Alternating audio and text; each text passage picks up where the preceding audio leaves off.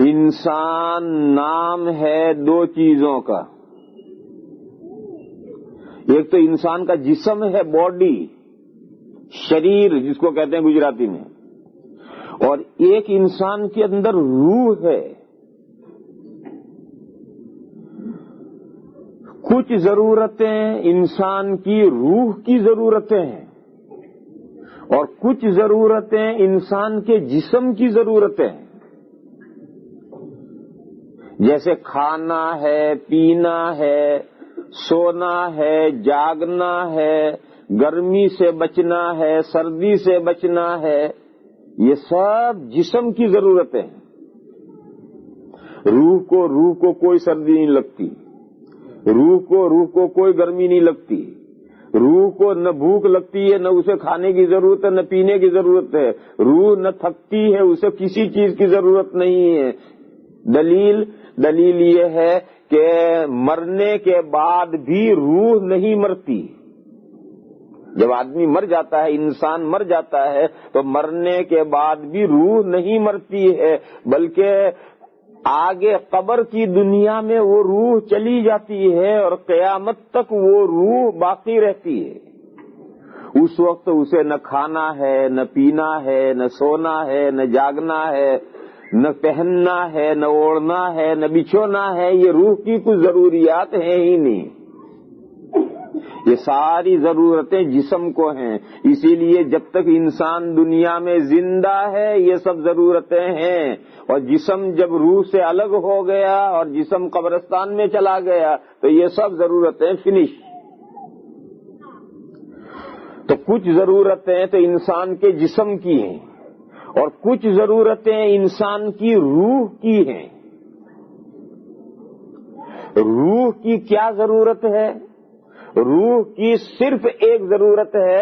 میری تمام بہنیں سمجھ لیں اسے اچھی طرح سے. ہمارے اندر جو روح اللہ نے رکھی ہے اس کی صرف ایک ضرورت ہے، اور وہ ضرورت یہ ہے کہ وہ روح اپنے خالق اور مالک اور مولا کو پہچانے. اگر وہ روح اللہ کو نہیں پہچانتی، وہ روح اللہ کو نہیں پہچانتی، تو وہ اس روح میں اور جانوروں کی روح میں کوئی فرق نہیں ہے. اگر انسان کی روح اللہ کو نہیں پہچانتی تو انسان کی روح میں اور جانوروں کی روح میں کوئی فرق نہیں ہے، بلکہ بعض اعتبار سے جانوروں کی روحیں اچھی اس انسان کی روح سے جو اللہ کو نہیں پہچانتی. اولئک بل ہم اضل اولئک کالانعام بل ہم اضل. اللہ نے فرمایا کہ یہ جو کافر لوگ ہیں جو اللہ کو نہیں پہچانتے ہیں یہ جانوروں جیسے ہیں، بلکہ ان جانوروں سے بھی برے ہیں.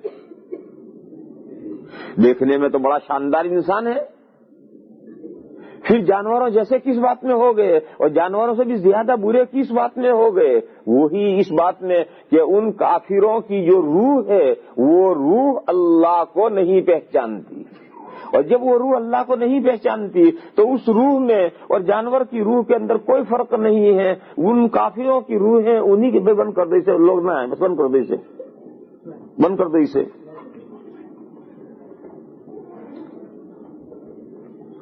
اس کافر کی روح میں اور اس جانور کی روح کے اندر کوئی فرق نہیں ہے، بلکہ بعض اعتبار سے جانور کی روح اچھی، کافر کی روح سے بری. میرے بھائیوں اور میری بہنوں، اس سے کیا معلوم ہوا کہ انسان کی روح کی ضرورت فقط ایک ہے. وہ کیا ہے؟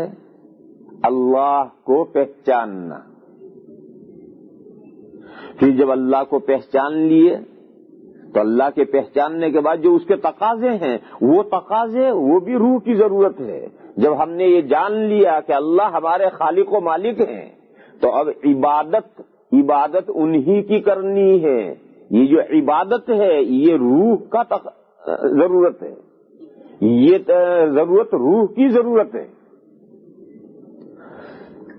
جب روح نے اللہ کو پہچان لیا کہ میرا خدا اور میرا پروردگار اور میرا پالنہار اور میرا پیدا کرنے والا اللہ ہے، تو اب اس اللہ کا ہر آرڈر، ہر کمانڈ، ہر حکم ماننا ضروری ہے۔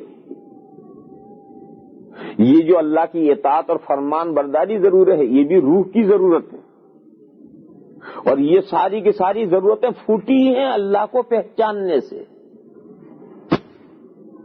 اسی لیے ایک مسئلہ کتابوں میں لکھا ہے کہ جب تک کوئی انسان اسلام قبول نہ کرے، کافر ہے، وہاں تک وہ فروع کا مکلف نہیں ہے، نماز پڑھنے کا مکلف نہیں ہے، زکوٰۃ دینے کا مکلف نہیں ہے، روزہ دینے کا حکم اسے نہیں ہے۔ کیوں؟ نماز، روزہ، زکوٰۃ یہ تو پہلے اللہ کو پہچانے تو اس کا نمبر آئے گا، ابھی تو وہ اللہ کو پہچانتا ہی نہیں، مانتا ہی نہیں۔ اسی لیے ایک مرد یا عورت 50 سال 60 سال کی عمر میں اللہ نے اسے توفیق دی اور اس نے اللہ کو پہچان لیا اور اللہ پر ایمان لے آئی، تو یہ جو 50 سال کی زندگی گزر گئی، اس زندگی کی نمازیں، ان کی نمازیں نہیں پڑھنی، اتنی زندگی میں جو مال تھا اس کی زکاتیں، وہ زکاتیں نہیں دینی، اتنے گزرے ہوئے سالوں کے روزے، وہ روزے نہیں رکھنے۔ اب جب سے وہ مسلمان ہوئی ہے اس وقت سے اب آگے کے لیے تمام احکامات اس پر ضروری ہیں، نمازیں بھی پڑھنی ہیں، روزے بھی رکھنے ہیں، زکاتیں بھی دینی ہیں، اللہ کے ہر حکم کی اطاعت کرنی۔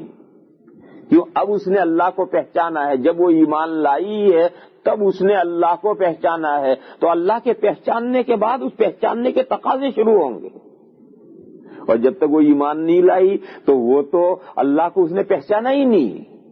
تو جب پہچانا نہیں تو پہچاننے کے جو تقاضے ہیں وہ تقاضوں کا سوال نہیں۔ ہاں، اس کے اوپر یہ لازم ہے کہ وہ اللہ کو پہچانے۔ پہچاننا اللہ کو کیوں لازم ہے؟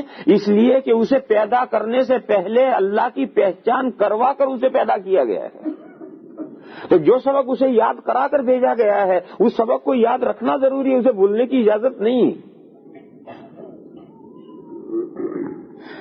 بات ذرا میری بہنوں کی سمجھ میں شاید نہ آئے، میں اور آسان کر دوں۔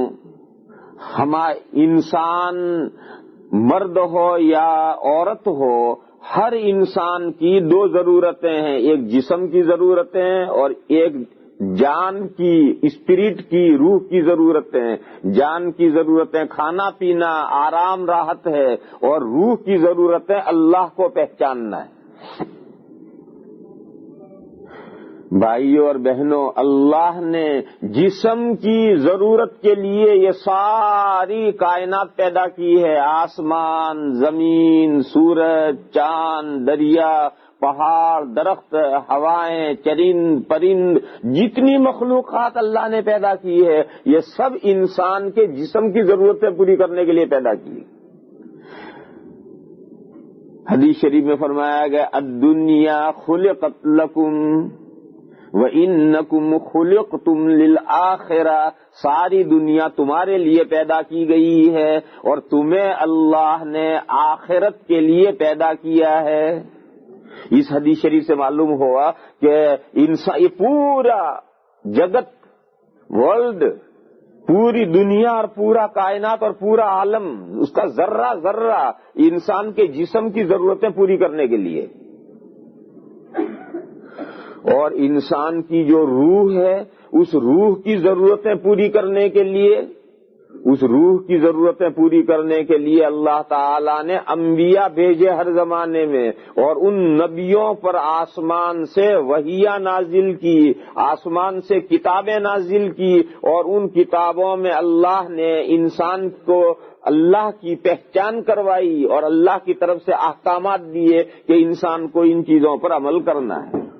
یہ جو وحیاں ہیں، یہ جو اللہ کے یہاں سے وحیاں نازل ہو رہی ہیں اور آسمانی کتابیں نازل ہوئی ہیں اور یہ سب جو کچھ ہو رہا ہے، یہ سب انسان کی روح کی ضرورتیں پوری کرنے کے لیے ہے۔ اللہ نے جو دین نازل فرمایا ہے وہ انسان کی روح کی ضرورتیں پوری کرنے کے لیے۔